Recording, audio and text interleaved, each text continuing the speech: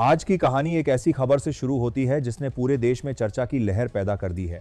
राजधानी नई दिल्ली से आई ये खबर करोड़ों लोगों के सपनों से जुड़ी है, खासकर उन परिवारों से जो सालों से अपने पक्के घर का इंतजार कर रहे हैं।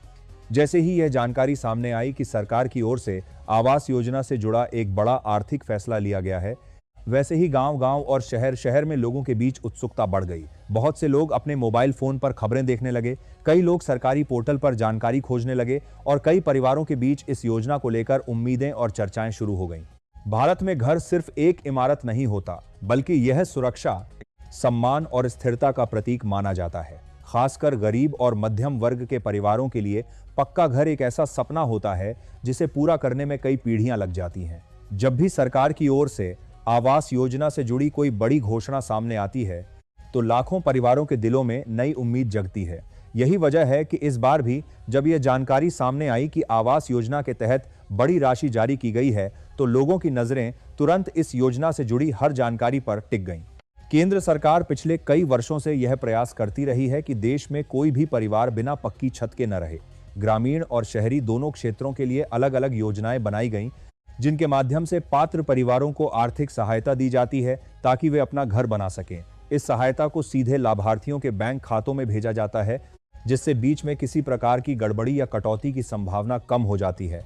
इसी प्रक्रिया को डायरेक्ट बेनिफिट ट्रांसफर यानी डीबीटी कहा जाता है। डीबीटी प्रणाली ने पिछले कुछ वर्षों में सरकारी योजनाओं के वितरण के तरीके को काफी बदल दिया है। पहले कई बार ऐसा होता था कि योजनाओं का पैसा लाभार्थियों तक समय पर नहीं पहुंचता था या बीच में कई स्तरों पर अटक जाता था। लेकिन अब डिजिटल सिस्टम के अलावा देश में दुनिया की आईबीआर थे और कोल वार भारती के देश के साथ भारतीयों के साथ कारण सरकार सीधे लाभार्थियों के बैंक खाते में पैसा भेज सकती है। इससे पारदर्शिता बढ़ी है और लोगों को भरोसा भी मिला है कि उन्हें उनका अधिकार समय पर मिलेगा। जब भी आवास योजना की नई सूची जारी होती है, तो लोग सबसे पहले यही देखना चाहते हैं कि उनका नाम उसमें शामिल है या नहीं। कई परिवार ऐसे होते हैं जो पहले आवेदन कर चुके होते हैं और लंबे समय से सूची में अपना नाम आने का इंतजार कर रहे होते हैं। वहीं कुछ नए लोग भी आवेदन करते हैं और उम्मीद करते हैं कि इस बार उन्हें भी योजना का लाभ मिल सकेगा। इसलिए सूची जारी होने के बाद सरकारी पोर्टल पर लोगों की भीड़ बढ़ जाती है। नई सूची तैयार करने की प्रक्रिया काफी विस्तृत होती है। इसमें कई स्तरों पर जांच और सत्यापन किया जाता है ताकि यह सुनिश्चित किया जा सके कि सहायता वास्तव में उन्हीं लोगों तक पहुंचे जिन्हें इसकी सबसे ज्यादा जरूरत है। स्थानीय प्रशासन, पंचायत स्तर के अधिकारी और संबंधित विभाग मिलकर यह सुनिश्चित करते हैं कि पात्रता मानकों के आधार पर ही नाम शामिल किए जाएं। इसमें परिवार की आर्थिक स्थिति, आवास की स्थिति और अन्य कई कारकों को ध्यान में रखा जाता है। डिजिटल सिस्टम के आने के बाद सूची को ऑनलाइन उपलब्ध कराना भी आसान हो गया है। अब कोई भी व्यक्ति अपने मोबाइल या कंप्यूटर से सरकारी वेबसाइट पर जाकर अपने जिले, ब्लॉक और गांव की जानकारी दर्ज करके सूची देख सकता है। इससे लोगों को सरकारी दफ्तरों के बार चक्कर लगाने की जरूरत नहीं पड़ती और जानकारी घर बैठे मिल जाती है।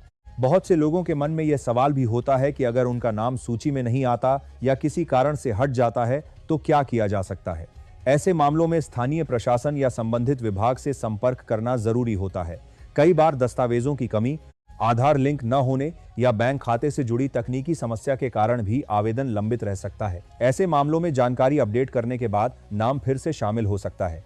सरकार की ओर से अक्सर यह भी कहा जाता है कि सभी लाभार्थियों को अपने बैंक खाते, आधार और मोबाइल नंबर को अपडेट रखना चाहिए, क्योंकि जब पैसा भेजा जाता है तो कई बार एसएमएस के माध्यम से भी सूचना दी जाती है। यदि मोबाइल नंबर बैंक खाते से जुड़ा नहीं है तो व्यक्ति को यह जानकारी समय पर नहीं मिल पाती। आवास योजना के तहत मिलने वाली सहायता आमतौर पर किस्तों में दी जाती है।